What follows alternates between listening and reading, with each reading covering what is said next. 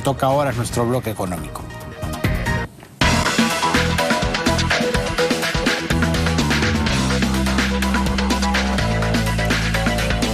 El ministro de Economía, Kurt Burneo, ha lanzado una especie de alerta. Ha dicho que el Perú estaría al borde, al filo de entrar en una recesión. ¿Qué es exactamente una recesión? ¿Qué características tiene que tener la economía de un país para decir efectivamente se está entrando en recesión? Y en todo caso, ¿cómo poder tener mecanismos para evitarla? Porque también ha dicho y ha aceptado el ministro de Economía que el país, para empezar a absorber a la nueva masa laboral que entra al mercado de trabajadores y empezar a crecer lo suficiente como para pensar en desarrollo, deberíamos estar creciendo alrededor del 5%, cifra que está lejana a los pronósticos para este año e incluso, según algunos analistas, para este y el próximo. Así que todas esas cosas las vamos a analizar el día de hoy con Jorge Guillén, profesor de SAN, que ya está con nosotros. Jorge, ¿qué tal? ¿Cómo estás? Buenas tardes. ¿Qué tal? ¿Cómo estás? Buenas tardes.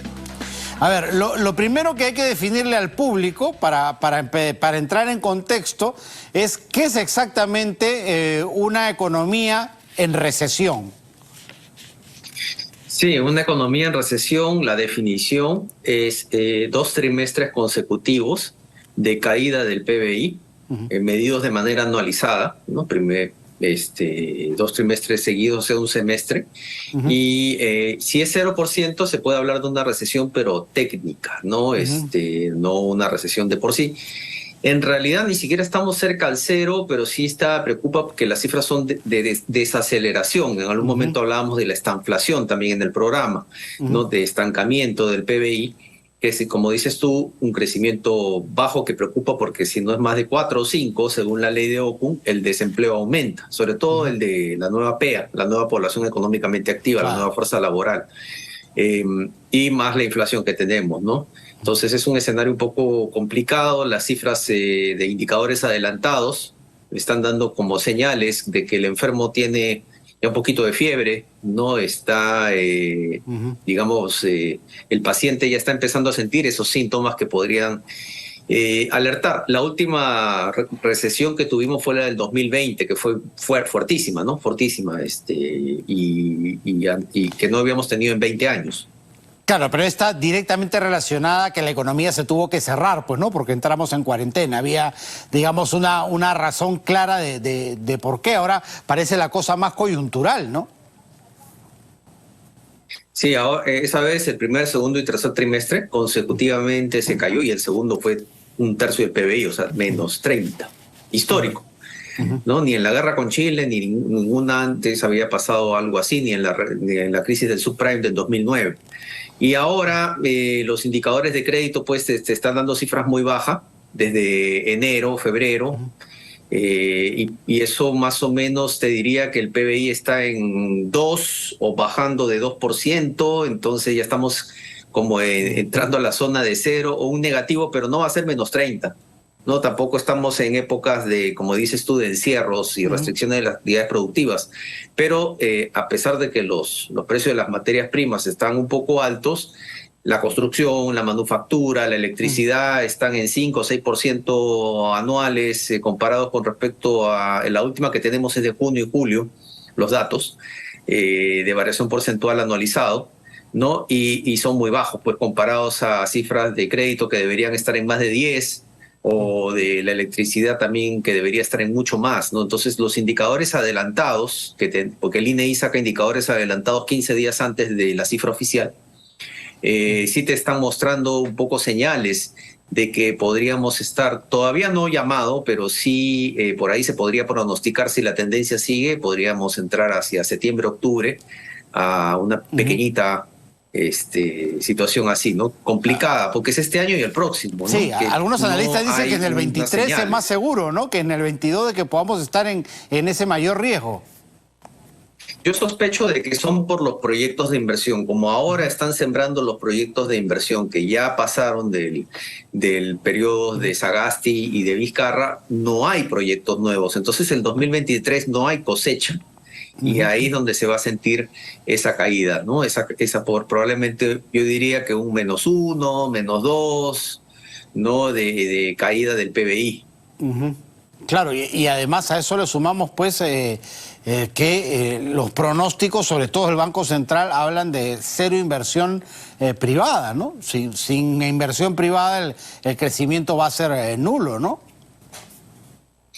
Claro, por las condiciones de incertidumbre y falta de liderazgo para sembrar proyectos nuevos y para permitir proyectos nuevos, ¿no? Un 0% podría estar asociado a un -1 en el PBI total, ¿no?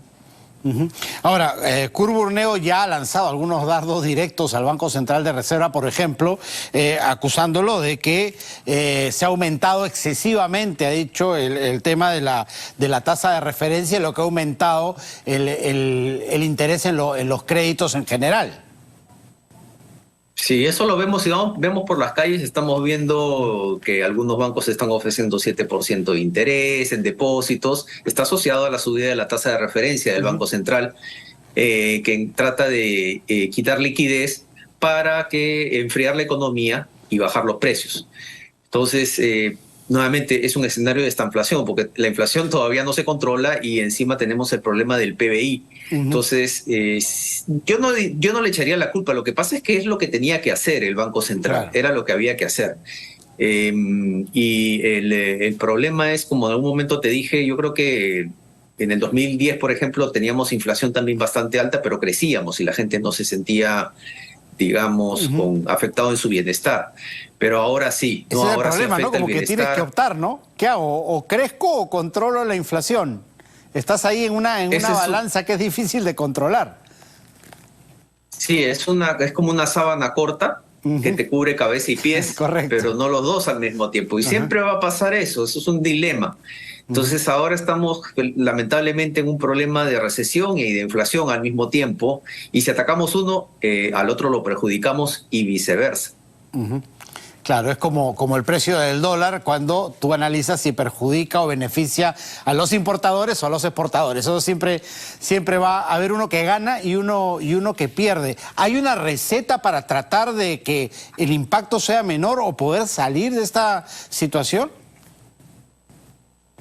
Lo ideal hubiera sido crecer, ¿no? Para contrarrestar el problema de erosión de los ingresos por inflación. O en el 2020 tuvimos una inflación controlada y empezamos a despegar con Sagasti un poco, ¿no? A crecer. Eso hubiera sido lo ideal. Pero el contexto internacional y nosotros, o sea, hay factores internos y externos que nosotros no nos ayudamos, no nos dejamos ayudar, y también el frente externo no nos está ayudando mucho. Con la guerra de Rusia-Ucrania, que está afectando los precios y está afectando las decisiones de inversión, ¿no? De los inversionistas que no quieren, que ha disminuido su apetito por los activos con renta variable. Entonces es una encrucijada, ¿no? Donde aquí sí creo que la labor del MEF y de Proinversión es tratar de un poco ejecutar y darle las condiciones a la inversión pública y privada. Eso es lo que está preocupando. La inflación, yo creo que hacia finales de próximo año o primer trimestre del próximo año va a revertir esa tendencia, va a desaparecer. Entonces creo que ya ahora es tiempo de empezar a focalizarse en los temas de recuperación del nivel de actividad. Hay un Reactiva que también parece que va a salir, ¿no? Para tratar de un poco impulsar la alicaída e inversión privada. Vamos a ver si eso finalmente progresa. Muchísimas gracias, Jorge, como siempre. Gracias a ustedes. Hasta luego. Jorge Guillén, profesor de SAN, ha estado con nosotros. Cerramos así nuestro bloque económico.